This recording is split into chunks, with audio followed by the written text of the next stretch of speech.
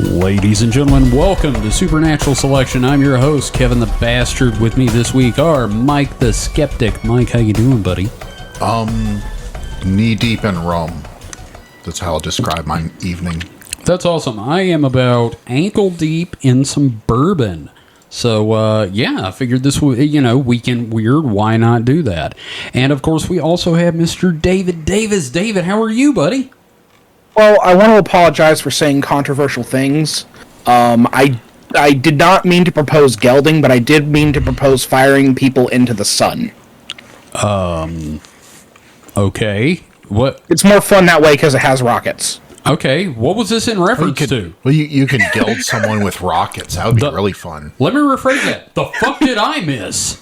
I don't know. I recall me talking about gelding Joe Rogan listeners. Oh, right. Yeah. Yes. Okay. No. Firing them into the sun is much better. I know some Joe Rogan listeners that are casual listeners.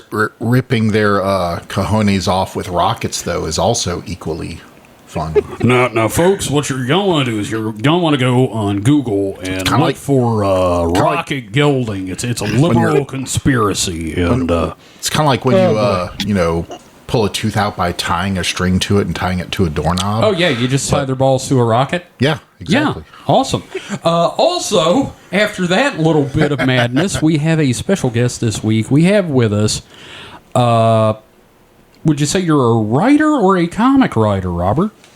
I would say I am a writer, generally. I mean, I mostly do comics, yeah. Yeah, well, we have writer, who I have had the pleasure of working with as an inker, Mr. Robert Livingston. Robert, first off, welcome to Supernatural Selection. We're extremely happy to have you here. I've known you for probably a couple of years now. You're a great... I think it's been like maybe 3 at this point. Something around that time frame, yeah. That's crazy. But I'm happy to be here.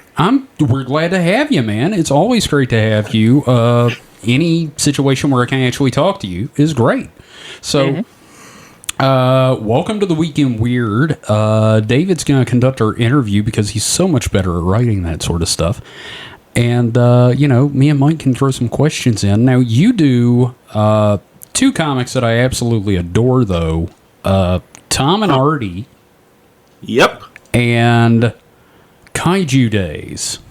Well, does Kaiju Days really count yet? Because all it has been uploaded is a bunch of shorts, and we're working on the full first issue. Yeah, but you have a bunch of one-panel comics, so we're going to label it as a comic. But, in that regard, then, go ahead and tell us what your plans are regarding Kaiju Days, because I think that's really interesting. Oh, my God. Where do I even begin? Because the plans for this project have changed so much over the years. I'm trying to remember when I first got the idea for the project. I think it was back in maybe 2017-ish. It was way different back then. Back in 2017-ish, it was it was actually called President Kaiju. Okay. And back when it was President Kaiju, it was originally meant to be a little bit more of a serious project, which would have been about a kaiju that decided he was going to turn Monster Island into a sovereign nation because kaiju attacks were not working against humanity anymore. So they were literally going to go and running on the platform of our attacks will be successful. We will bring down the humans. Like around like that. Oh, that's great. I love that idea. Well, for those of our listeners who may not be familiar with kaiju, of course, are based on Japanese giant monsters. Right. Yeah, I actually had someone ask me what kaiju were today while I was talking about tonight, and I had to explain. Kaiju is basically the genre of film that involves Godzilla or Gamera or what have you. So it's your giant rubber suit monster, basically. Right. Yeah. Go ahead and continue, Robert. Yeah, but I didn't pursue with the idea for President Kaiju at the time, which was because actually, now I think about it, this was probably around 2016, because it was around when the first election, was going on, and I didn't want to release that and have people think I was trying to make parallels to the election, because I wasn't. Let me tell you, that certainly ran quite a few plans astray. Yeah, so I held off on it. I didn't reformat it until, I would say, 2018. Okay. It was around 2018 when I decided to reformat the project. No, let me ask, what was the impetus for the current iteration? Like, what was the basic idea? What started that train of thought? That train of thought, I think it was because at the time I was doing Bite at the time, which was a little bit more of a serious kind of project. But when I was working on Kaiju Days in its current iteration, I did have Big Mama originally planned in the President Kaiju iteration, and she did have a focus in the project itself, where she would have played more of she was a supporting role, but she would have been like kind of an egging on role, where she was going to be egging on the main character into like direct warfare with humanity and shit like that. Right, and what I like about it is that you've basically crafted a kaiju sitcom. I was just writing something today about that sitcom Mama's Family, based off the Carol Burnett show, and Kaiju Days reminds me of like Mama's Family, but like as on Monster Island, which I thought was just like super interesting. And one of the things I really appreciate is because I've helped you with the project a little bit, like pitching gags and that sort of thing. Yeah. And I love how receptive you are to just really dumb little sight gags where they're using like human technology as like little tools of convenience, like toothbrushes. That was always that was actually that was a rule I put in there later on as I figured it out more. Was because I wanted to do this whole thing where, the kaiju will not use anything that is just a larger version of a human object. It has to be something that's like a human vehicle, it's sort of a building or something idea. That has to be converted for like regular use. Right. Like one of my favorite images is the three kaiju posing to take a selfie using a news helicopter. That was with Pistania, Valley, and Butte. Yes. And no, go ahead. Ask me. Oh, okay, yeah, because that brings up a good question, because you're doing a project involving giant monsters. So I guess the inevitable question, as it fits to this podcast, like, what is your belief in cryptids and monster-type entities? Do you believe in them at all? Do you think there's evidence of them? I used to research like cryptids all the freaking time when I was in high school. Yeah, like it was always something I'd be reading on my phone. That time I was knee deep in researching cryptids and the paranormal and stuff like that. Yeah, where it was a lot of late nights I would stay up reading about that stuff because I always thought it was fascinating as hell. Absolutely. I mean, that's why this show exists. I always thought it was fascinating as hell, but I always found it funny where it appears that after a certain point in time, suddenly the sightings and everything just completely died down. Mostly died off. Around, I would say, late 90s was suddenly, now people are reporting it less, people are talking about it less. But I heard someone kind of say something. Was someone going to go into that? I was just going to say, there are still sightings, but like it's definitely, there's been a lot of changes in the world of cryptids and the paranormal since about the time the X-Files really came out. Would you say it was because the X-Files kind of successfully convinced people that if you believe in this shit, you're crazy? I think it's because it came to the forefront and it sort of went into hiding in a way. But that's just me. That's something I'm going to go into later, and Mike can tear that apart because that is the dumbest idea I've had. Back me up, Mike. That is a stupid idea, right? Well, and then the other thing is, like, technology, the way that technology increased over the course of, like, a decade, from, like, the late 1980s to, like, the end of the end of the 90s, like, portable photography and that sort of thing just increased the growth of cell phone networks, everything like that, and it kind of took away that mystery and ambiguity from the world. Yeah, but now we have cameras that have HD quality, and yet we're still recording UFOs that are blurry as shit. Right, and some things. Well, you're zooming in on pixels, man. Well, they just have to. They know they have to stay further away. Yeah, and they're blurry by nature. But and also how these things kind of change based on the time. So we've talked about that idea of like these, like cryptids, UFOs, and everything like that being part of something we call the superstructure. Have you ever heard of that? Robert? No, I haven't heard that theory. You Oh, no. probably won't Oh, no. until you listen to us It's probably and saying. either I haven't heard it referred to as that, or when you start talking about it, I'm gonna know what you're talking about. So go ahead. But Mike, you had something to say there. Oh, geez, I have now forgotten it. Curses. Ginger, Mike don't has shoot such. God damn it, the cats. But the superstructure is the basic idea that there's an underlying structure of reality that we're only a part of, and that there's a realm layered just on top of us that surrounds us. And these things are there, and every now and again we get bleed through and see them, and the way we perceive them is all based on the observer. I think I've heard of that theory before, mostly when it came to research about Skinwalker Ranch. Yes. Oh God. Yeah. We still got to do our giant Skinwalker Ranch episode. We should have you on for Skinwalker Ranch, Robert. I think you'll enjoy that one with us. Oh yeah, this is gonna be fun. So you talked about how you would do research in the paranormal and cryptids and that sort of thing. What were your favorite subjects to research? It was either UFOs or it was generally cryptids in either the woods or underwater. The only thing is that when it came to researching cryptids that were submerged, there was not as many that would be talked about. I mean, there would be like some cool stories you would hear about. Like what was it? There was that one account during World War II. I think during during a bombing mission from the sea, they once blew some creature out of water that they had in the water for a few seconds that they have never seen before. Yes, and they never were able to find it again. I know exactly the one you're talking about. Robert, are you and I in fact the same person? No. Okay, just check. I don't have a bitchin' beard like yours. Okay, I just want to make sure that they weren't cloning me, and we didn't have to fight for supremacy. Okay, awesome, cool.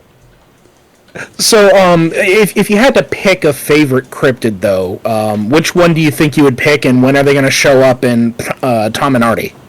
I would say either Mothman or the Flatwoods Monster. Oh hell yes. yeah! Both counts, man. I did at one time want to do a project that would have more concerned cryptids, and I was actually talking to a friend of mine about maybe pitching and reworking it as a cartoon instead. Oh, we would love to help with that, so you can always rely on us. Okay, cool. We all about it. Now, on that, okay, so what we have Kaiju Days, where the concept shifted. So now we have Tom and Artie, which is about like a multiversal thing, but that brings me to the question of, do you think that there's a President Kaiju universe in the Tom and Artie multiverse? You mean, would they ever visit the Kaiju Days universe? Well, I'm thinking that, maybe they would visit the Kaiju Days universe, but what about, the alternate world where it's President Kaiju? It's possible. I mean, I once passed around ideas of saying that because Big Mama in both iterations, in Kaiju Days and President Kaiju, she is not from Earth. As in, she's not even from that reality. She's from a different reality. Okay, Ooh, that's cool. And she got transferred there.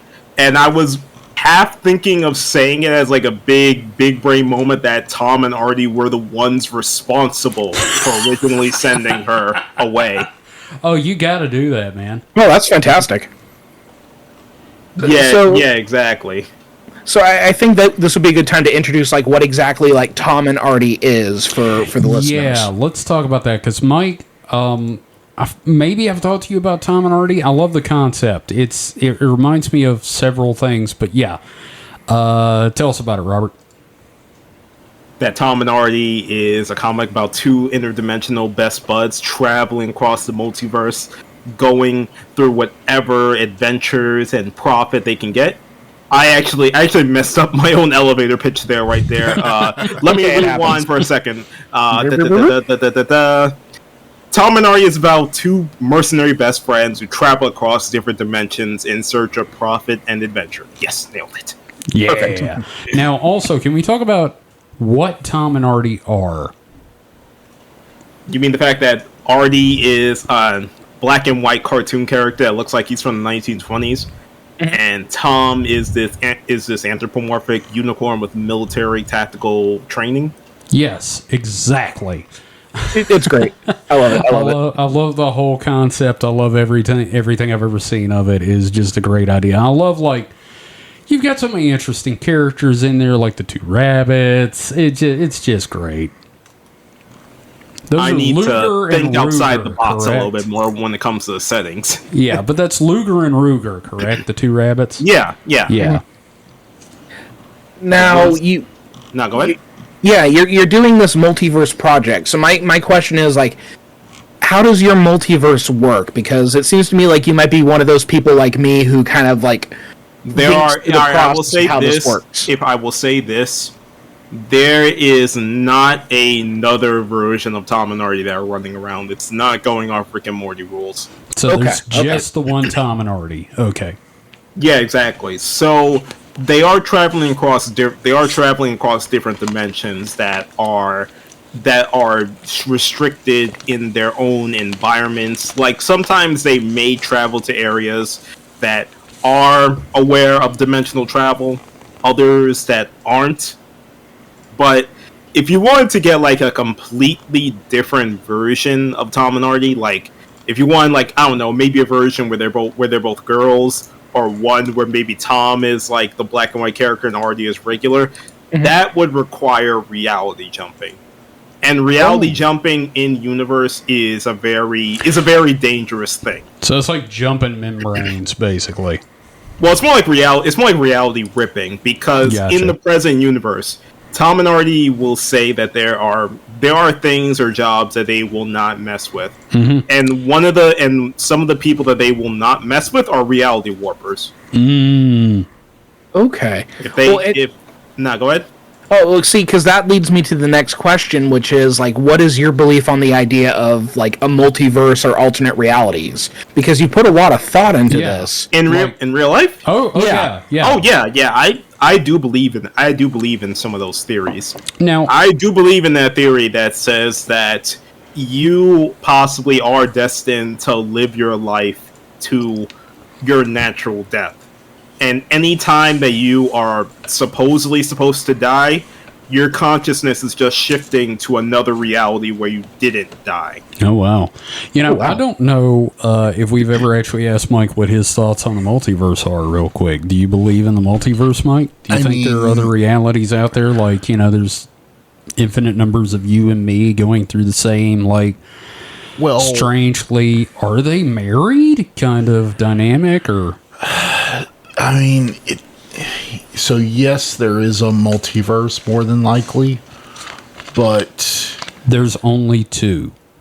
The one where we're cowboys and the one where we're all ninjas. The Futurama theory. No, but... So...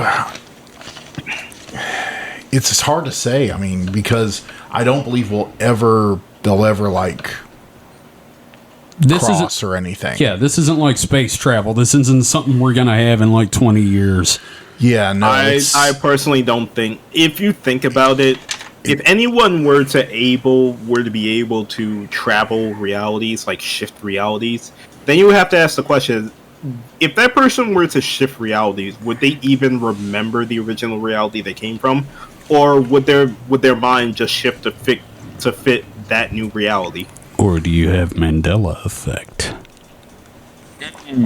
Yeah, I mean, you just have to think about the energies involved with there's a lot of energy to another reality. I mean, it makes warp drive space travel look like peanuts. Now, you probably have to like destroy a whole universe to get the energy just to do something like that. Now, guys, hear me out. This is just a question. I'm throwing this out there. That's a good story idea, though. Oh yeah, no. Someone that wants to end a whole universe to go travel to another reality. It is a good story idea, actually. So, just hear me out here, Mike. Yeah. What if you ate like a lot of Taco Bell? That's a lot of energy, but not enough. I mean, you still can't get to Mars with that amount of energy. Yeah, but could you jump to the world where like toothpicks were invented like 20 minutes earlier? Probably not. Oh man! All right. So, we've talked about like multiverse theory. We've talked about cryptids. So, Robert, what other weird shit do you believe? Yes, come on, spill it. Oh man, I have been asked that question in so long. It's like it's on the realms of people asking you what your favorite dinosaur is. And you have to think about it, like, oh my god, I haven't. Triceratops. I never have to man. think I'm about sorry it. with this. Oh, you suck. Ankylosaurus. Yep. We've all got one, man. We're ready. Sorry, man. Hate to ruin your analogy there. You think about that all the time. Okay, I see Nope. how it is. Yep. Nope. I am 46 years old, going on 10. What's your favorite dinosaur? Triceratops. Don't even finish the question, motherfucker. No. Oh, okay. I do wonder a lot what is at the bottom of the ocean, or what is deep in the woods of the USA. Okay. Because we still have a large portion of this country that isn't explored. Well, And it was also, I was researching before. What's it called? Lake Balakal? Or like Volstock. you said what? Volstock. Volstock? Is that the one in Antarctica? No, I'm talking about the world's largest, oldest, deepest lake. Oh, Mike, do you know that one? It sounds familiar, but It's located in what is that? It says here mountainous Russian region of Siberia. Yeah. I know the one. I don't know the name, but they've talked about Baikal. Baikal. Yeah. Yes, that was it. That's it. Yeah, it's in southeastern Siberia. Yeah, that's the one the Russians. Okay, let me rephrase that. That's the one people say that the Russians have found aquatic humanoids in that have killed their divers. I've heard that like alleged story before. Yeah. Where'd you hear that version? I don't remember hearing that. Oh, I listened to this podcast called Mysterious Universe, and they go into more bullshit than we do. Now I'm looking that up right now. I don't remember hearing about anything. Oh wait, here's a story. Here's a story here in 1982. Yeah. Yeah, I'm seeing it now. Okay, So, great. So your interest is in like the unknown corners of our world, then? Okay. Yeah, and here's a question. What are your thoughts on the bloop?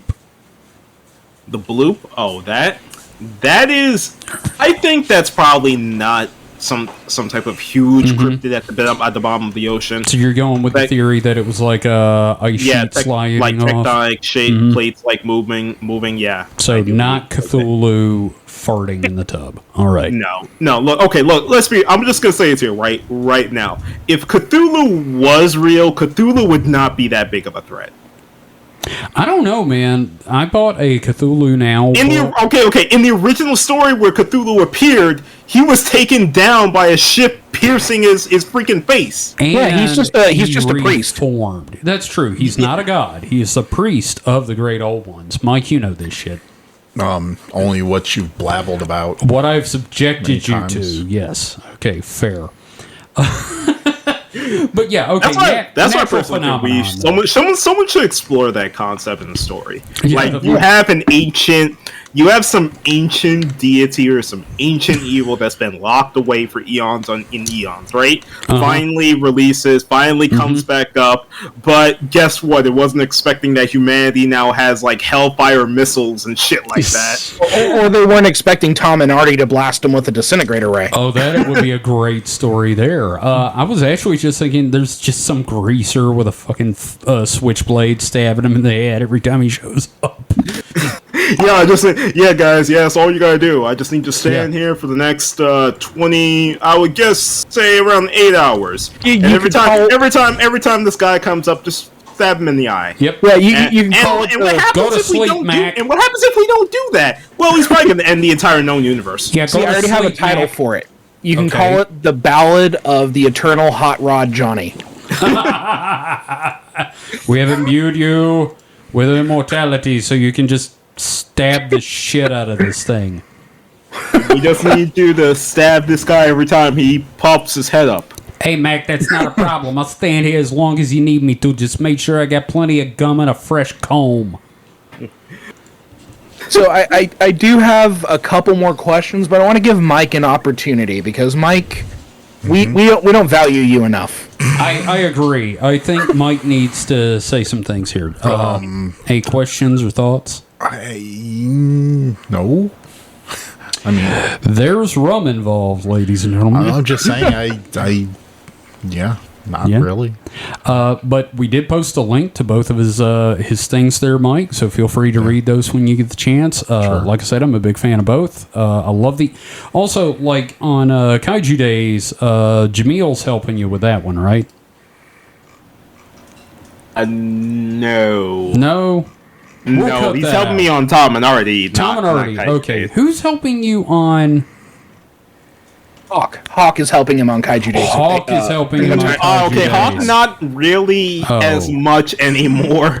Things We're had gonna changed. cut this Things whole conversation. things had changed. Okay. I'm just saying because Hawk had some real life responsibilities come up, so he wasn't able. He does to, sometimes. That he happens. wasn't able to commit as much to the project anymore. So that's fine. These things happen. I hired someone new, which is Ninja Haiku Art, who is taking care of all the art on the project, and she is doing a great job. And I just want to say, and also Ronin works with me on the project. Ronin, hell yeah, okay. Ronin is a cool. You know so many talented people, and then you know me. So like that, you pay them too, which is like really admirable. Is amazing. That is so much better than my plans. Am I not supposed to pay them? I never get that when people act like that's a weird taboo. Because here's we're the thing, usually broke. Like, in some circles, like you would be considered like the idea guy. And I put that in quotes where it's like, the impression is that you're the guy who's trying to get other people to do your stuff. And the impression of that in general is like it's like but the fact is that you like pay people to produce stuff and you do it at a fair rate and everything like that. You really do, and I have. It's very impressive. You mean? Look, I realized this a while ago. Even when I first started writing comics, I always said that to me is that no one's gonna care about your idea unless it gets artwork. Because anyone can say an idea. Yeah. Now, it takes a little bit more. It takes more to make it happen. I was gonna say, so what you're telling me, I'm getting this impression that artists cannot eat exposure. Of course not. That's a very. But they can die of it. Yes. Oh yeah. We can die of exposure very quickly. You can't pay the rent with exposure. Indeed. That's a very, very. Look, I realized, like I said, I realized that a while ago. Dude, and you are the at the time here, and at the time I didn't really have the time investment to get into art. I used to do like a lot of other stuff, to be honest. I wasn't just writing comics in the past. I was also I used to do video editing as well. I used to make machinimas too, like we use like a video. Yeah. When you used to make a video, we use like a video game engine to make something. I used to do that shit like all the time, and I regret deleting my YouTube channel. I had that had all the stuff. Oh, dude. I'm still friends with like all the people I used to make it with, and occasionally we're on Discord. We're just like, dude, we should do another thing. We should like go back into Halo, and we should do a new thing in Halo. And I would be pondering it a lot because in the past few like I would say months, writing comics has been fine. It gets done. Things come in just fine, but at the same time, I just feel a little bit of less fulfillment about it because I always feel this notion of, man, I used to do so much stuff, but now I'm just doing, one thing. I used to be such like a big go-getter with stuff. Yeah, well, I mean, that's like part of the problem with like comics in general. I think David probably will relate to this too. You draw because you need the story out. Sometimes it's more important to, I know me and David both probably prefer getting the story out there and other people can gum up the works. Yeah. I think it's just also the matter of working on it because I write everything, I direct it with the artist, I make sure everything goes to print, but I write the scripts and between my day job and it's frankly fallen down to a lot of there's not a lot of time in the day. And I ponder that. I think about that like a lot lately. I'm just thinking, is it so much that there isn't enough time in the day, or am I just not making the time? It could also be an issue of outlet. Like, if you're going to do the comic, but you might need that side outlet. Because, I do my werewolf story, I do my radio show, I do the podcast, I do the comics, everything like that. You do your stuff on Haunted MTL. Yeah, it's just because I'm constantly thinking and creating, and I'm not trying to, like, brag or anything like that. It's just my mind is constantly working on something. Oh, no, I totally get you. Like, I've had to pause on writing the Tom and Artie issue 5 script. Because because I'm finishing up this pitch script for something else. Right. And with but the whole thing is that like every time I go back to Tom and Artie script, I have issue 5 so well planned out in my head and written down that I just start writing and everything is just like, everything is just flowing to me as I'm making it. And it's just like I'm just like going, wow, this is like all just coming through so great. Mm-hmm. And I was happy with how like issue 4 turned out. I mean, except like the lack of color in it. Me and Sky talked about that, and we were just like, I was just like, you know what? Let's bring back color for issue 5 because the comic just feels, it was good that issue 4 got completed so quick. Like, yeah, it was like a little bit. It was less weight on my wallet because of it. But I was just like, we should bring back color because the comic is just way better with color. Right. No one complained about the lack of color, but I was just thinking we should bring back color. Okay. Yeah. Well, guys, we're at the half-hour mark. Robert, this has been a friggin' amazing conversation. How would you like to weigh in on some weekend weird news with us? Okay, what happened now? Okay, well, what we're going to do, first off, I'm going to share something in the chat. I'll go ahead and go first this week, all right? Mike, I'm going to put a link in the host channel so you can see it, all right? You may have already seen it. I don't know. Okay, I just posted it in the host chat. My bad. And I'm doing it backwards. All right, so I have this week r/high strangeness NASA link in comments. This is an image taken by NASA's Mars rover Curiosity on Sol 3466. This is a section of a larger panorama that for some reason has been converted into black and white because conspiracy theorists, I guess, for contrast. And as you can see, So the way the Mars rover takes pictures, it's all black and white. Oh, so it's through colorized. Well, yeah, and doesn't the Mars rover take pictures like every 5 minutes? Well, yeah, I don't know its exact schedule, but the way it doesn't have a color camera on board. It only has a black and white camera. Okay. But it'll take, an unfiltered picture, and it'll take it also through different filters, which there's, red, blue, green. I think there's red, blue, green. There could be so it can be reconstructed into cyan and all those, but also it does like infrared and all these other filters. Well, and every picture you see is basically quote unquote artificially colored, but it's just a composite of the colored filtered images. I would like to draw your attention to this picture I have linked. And the fact that it does, in fact, look kind of like a doorway with a top and like a little sidewall that's been purposely cut out that goes into the hill, that people are theorizing that this is the entrance to a Martian underground base. I have my own theory, though, gentlemen.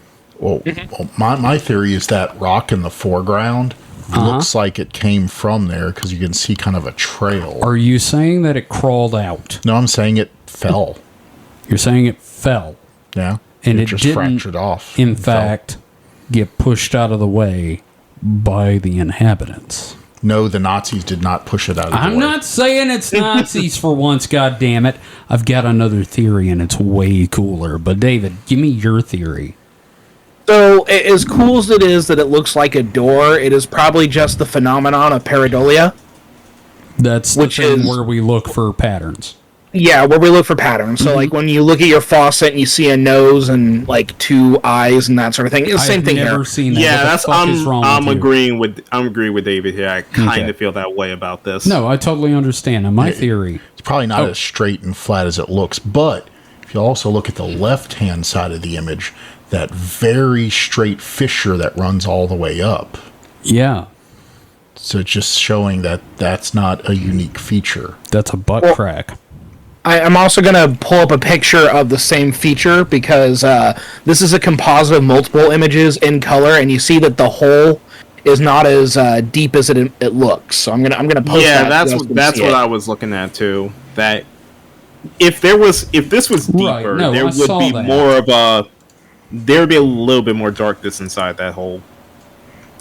Yeah, so about the top middle of this image, you can see where that spot is. I see it. It's very front and center, but my theory, gentlemen.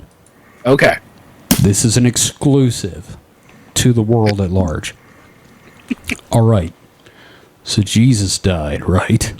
Oh, okay. Just get on with it. Nope. Okay, so Jesus died, and he came to North America, and he spread his teaching to the natives and created the first Mormons, right? Okay. This is the entrance to Jesus's Martian tomb. And he came out. That's right. Okay, why would Jesus be a Martian? He isn't a Martian, but he came and preached to the Martians and created the first Martian Mormons, or as I call them, Marmons. Marmadukes. No, Mormons. TM. The Marmadukes are the royalty of the Mormons. Yes. This just sounds like Mormonism with extra steps. It is. It's a whole other step, dude. That's the point. It's out of this world. They already think they're getting a planet. Well, here are some guys who have one. Well, I have to say, looking at the rest of this panorama, there's a large number of very angular, like fissures and like quote unquote cutouts. Mike, do you know what that means? Sand people. Well, they're not like doors. They're just kind of in different angles. This one just happens to be up and down. If you had a underground base, why would you make the entrance so blatantly seem like that, though? Well, this was the exit to the toilet, and you have to be able to find your way back. This looks like a very terrible place for a base because of all the rocks that are obviously falling down and out. Well, if there was actually a base on Mars, but the entrance would not be that easy. This is all the Kevin McAllister booby traps that have gone off.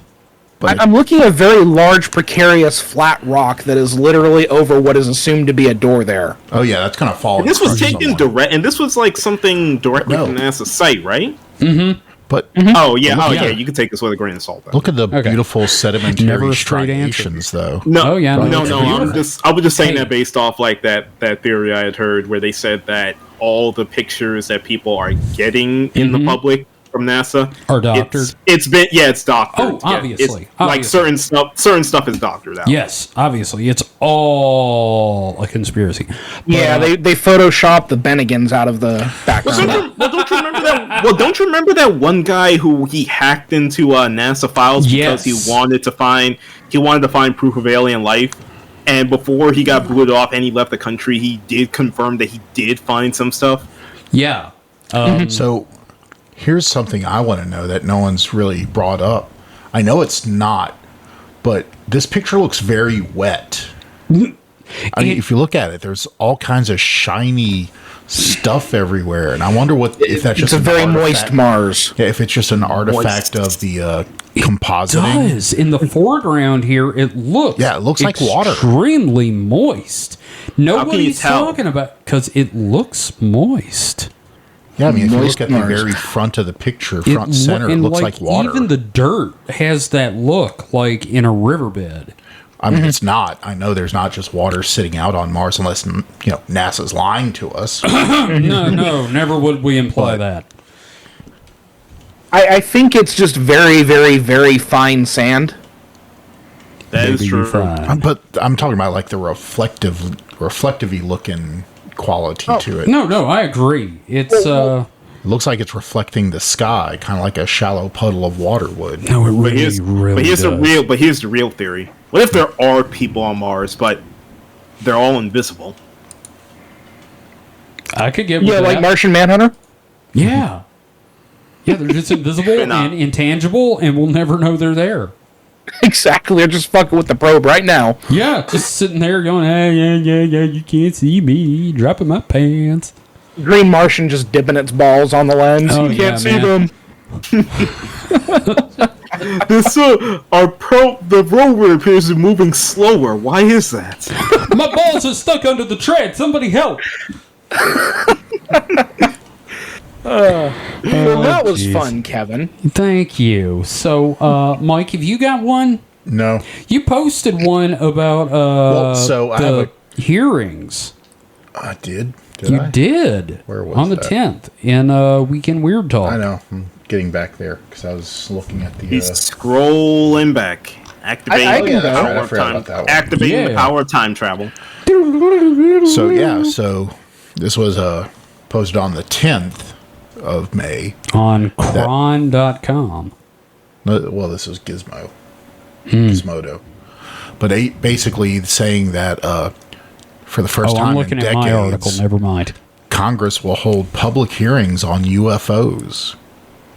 I'm excited about this, guys. So hearing scheduled for it's today, Tuesday, May 17th. So next week we'll have an update on that. So it will be held by the House Intelligence Committee's Subcommittee on Counterterrorism, Counterintelligence, and Counterproliferation, which will include the testimony of two top defense intelligence officials. So basically they're saying that because a lot of hullabaloo,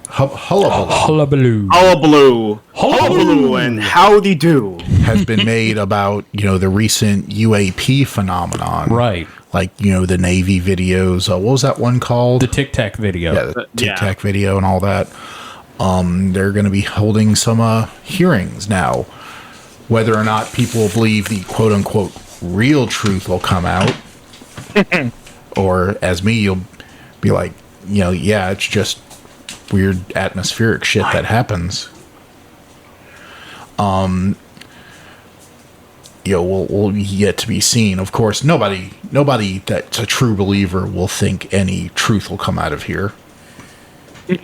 Yes, we've opened this floor to the public to see which one of you knows too much. There's a room in the floor for all, and a cap in the ass for anyone who knows too much. This is actually Operation Loose Ends.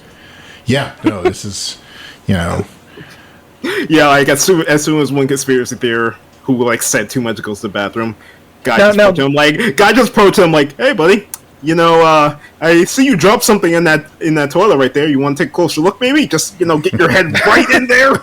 So you know what I'm excited about? So have you seen some of these public hearings? Like whenever there's like a banker who goes into a public hearing or someone who's super rich, you always have a guy dressed as Mr. Monopoly behind him. I'm curious to see what cast of characters we get at the public hearings for UFOs. I feel like we're going to get at least one Wookiee. Oh yeah, there should definitely be some weird guys. Someone dressed as Darth Vader.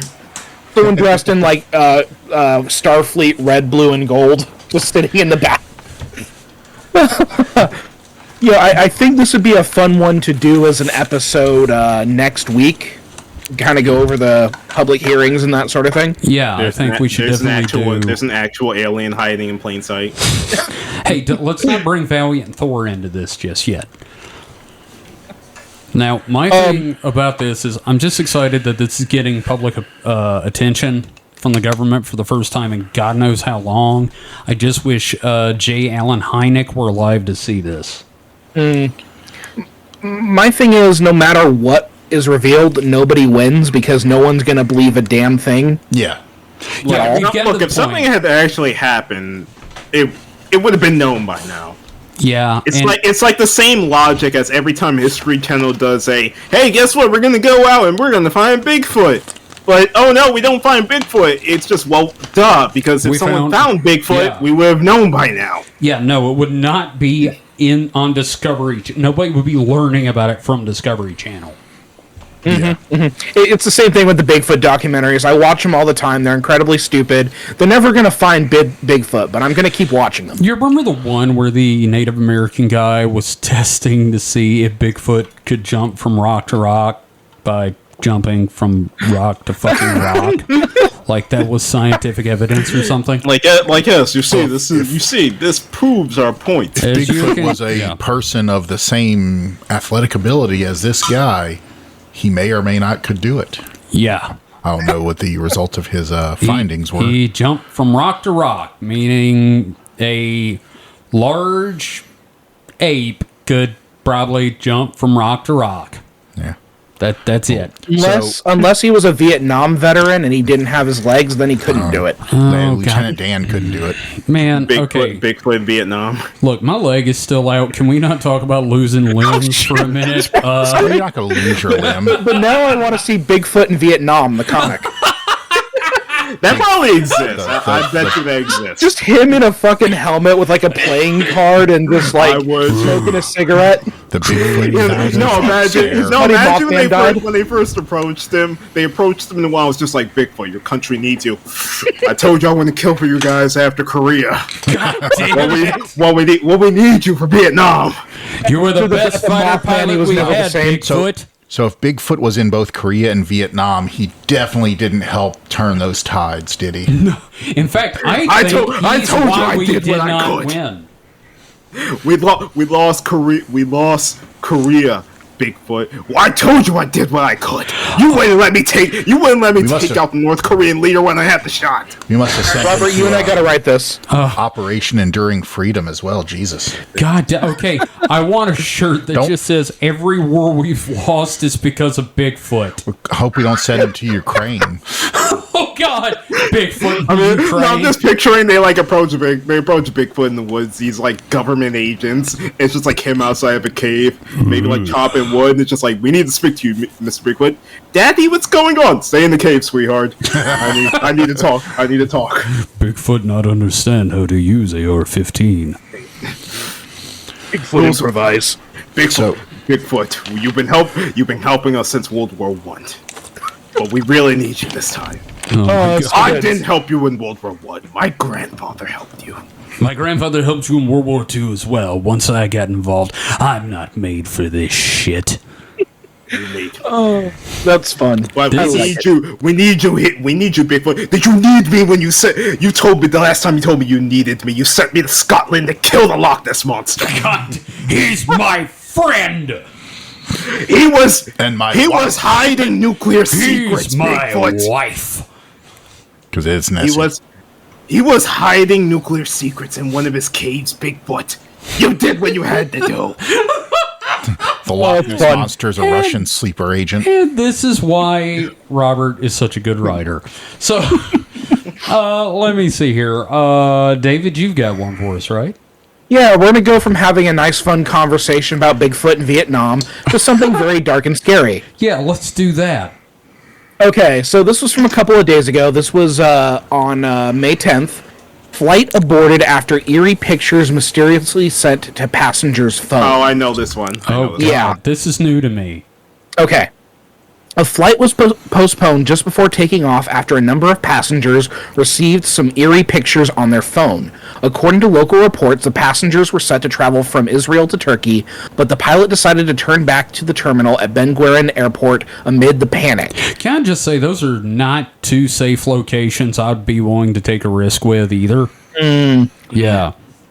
So the images showed a series of plane crashes with no one knowing who's responsible for sending them. Do you know why I know it wasn't me? It's weird because they most people received their request for a photo confirmation in AirDrop. Some approved, some did not. It wasn't me because it didn't say LOL after the picture. I'm just saying. Yeah, so apparently 166 passengers received the images. Jesus. All at the same time? Yeah. So they just get this mysterious AirDrop request, I was gonna say, then... So it's AirDrop, so it's only Apple. Oh, wow.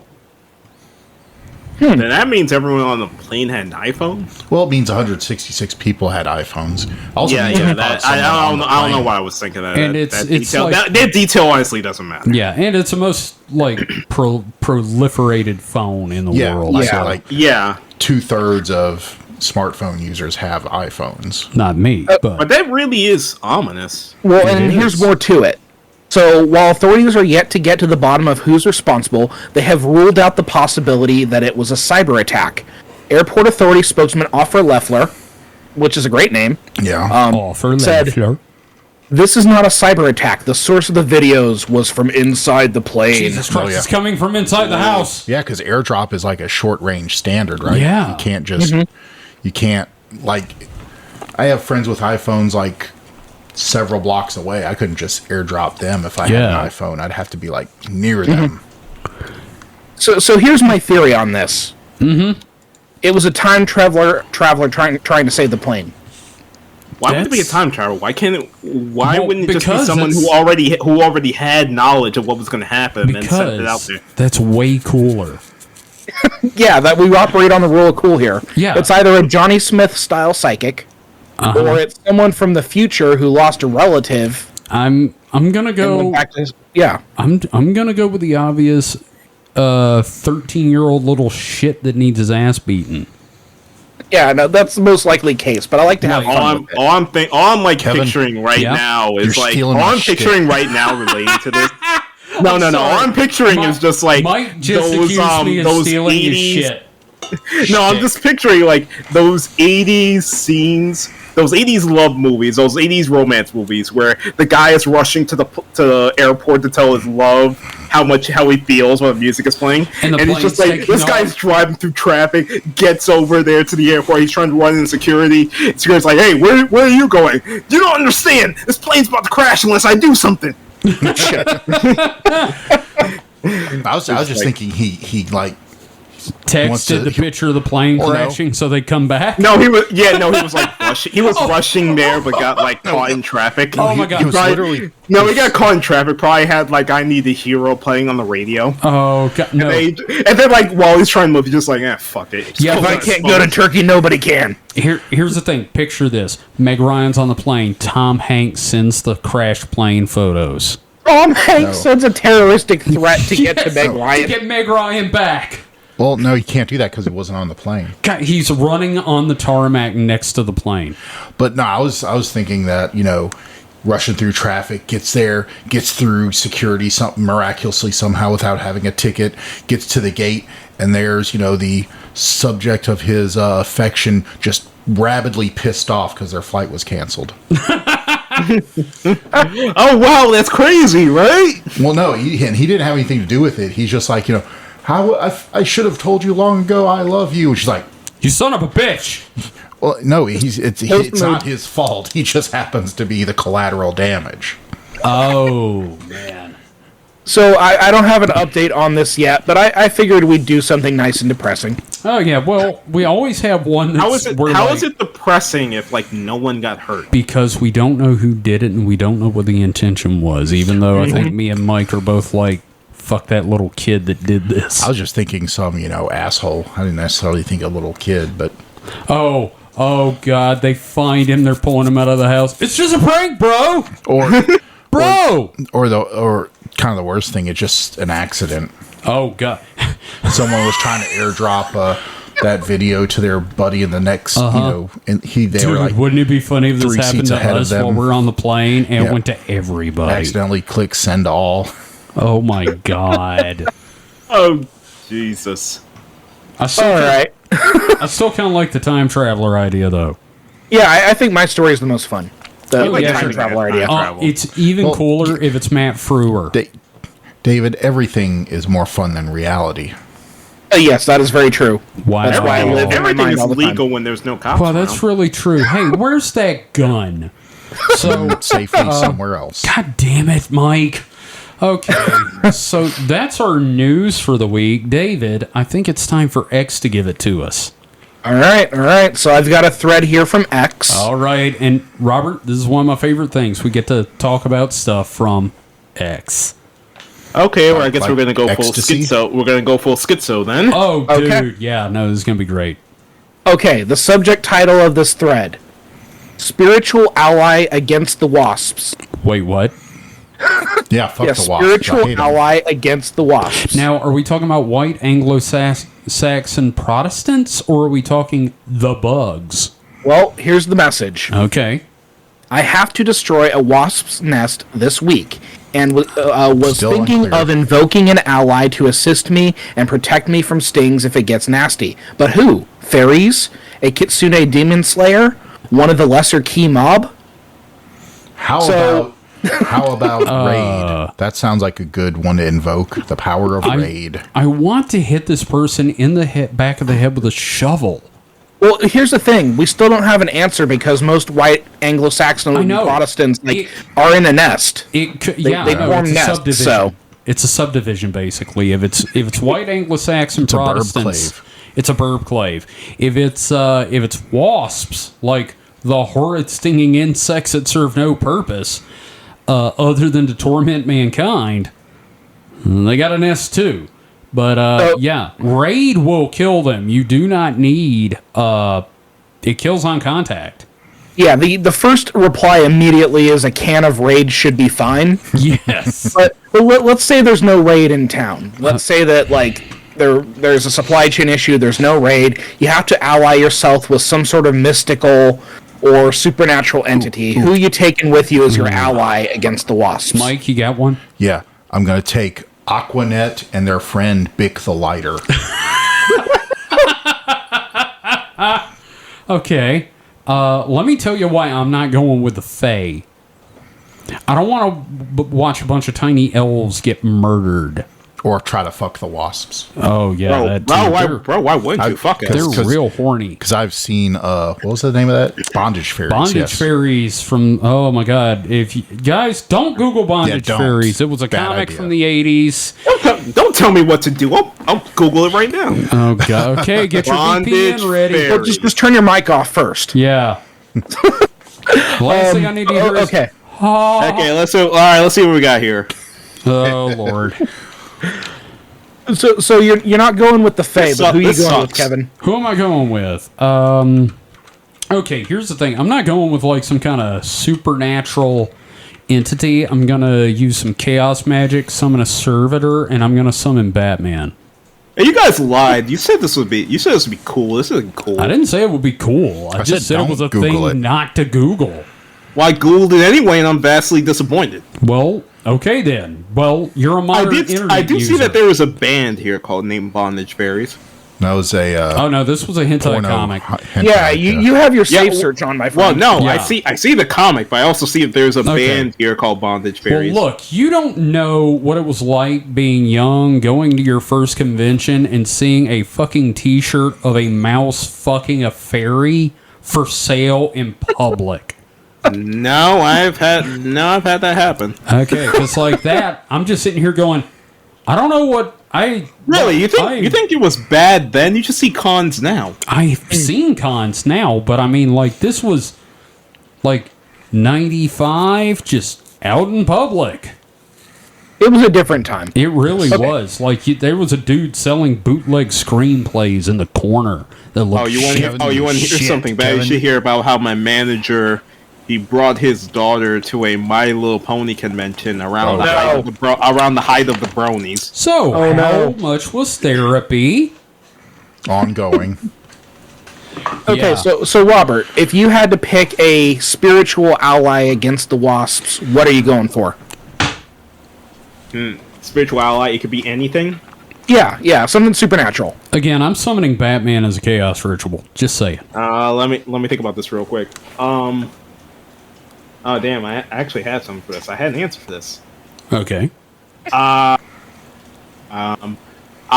would like to summon the power of Grayskull. The Naga. Ooh. Oh, there you go. That's a good. That's a a good choice. a good one. Nice. I I was just gonna summon a whole bunch of men in black and just watch them get very confused about the pointy flying things. Okay, I would also What is summon this thing flying at me? Why does this hurt? Ow, please stop. Why does this hurt? Look at these pins. Stop. Ow, look at my pin. Yep. Now, here's the thing. I love the Naga because, number one, they can do something about the walls. Number two, snake tits. Just saying. You know, if we're going with the Naga. Actually... I'm calling the police. What? You can't call... Okay, you can't call the police. Here's the thing. Do you know why we're all wrong? Because there's only one correct answer to this. Jeff the Talking Mongoose. Yes, that's right. Yes, David knows exactly what I'm talking about. The talking mongoose named Jeff. Mm-hmm. It's a legit paranormal thing. Look it up. Yep. Now, there is one other reply. This thread was obviously not engaged with very much. Oh, God, because why would it's it a dumb be? thread. But there is a good reply. Uh-huh. Why not just ally with the wasps? They understand the processes of life pretty well. So turning a potential enemy into a ally, that's a good approach. I like that. Sure, but there's one problem. Wasps don't work with anybody. Yeah, they kill everything. Yep. Yeah. Nope. They're just big flying knives with no sense of morality. Yes, they're massive assholes. Mm-hmm. So that was X. Obviously not the best thread, but hey, snake tits. Right. Yep. Snake tits. That's the big takeaway. So, Robert, thank you so much for being on the show, man. I really appreciate it, and we'll get you back again here in the future. Yeah. So, that being said, what we're going to do is we're going to put some links in the show notes to your socials or comics, whichever. We've got links to both in the host thing I can put in there, but you want to give everybody where they can find your stuff. Oh yes, if you would like to find me on Twitter, you can find me at Admiral Lavender. It's like the Clone High thing. If you want to find Tom and Artie, you can find it at Artie Tom. Don't ask why. Apparently, Tom and Artie was taken as a Twitter name. Can you believe that? Weird. And Kaiju Days is simply at Kaiju Days on Twitter. And that's what it's. Oh yeah, of course that wasn't taken, which I find weird. Yeah, that is weird. And of course, you can find links to Tom and Artie, I'm sure, through the Twitter, and we'll have a link straight to the Tapas site, if that's cool. Damn right it is. Damn right. So, you can find David on Twitter until he's banned again at HPKOMIC, HP Comic. Mike is here with us every week, like an awesome dude. There is one more thing I want to say, though. What's that? Ooh. Man, the Beeb is listening.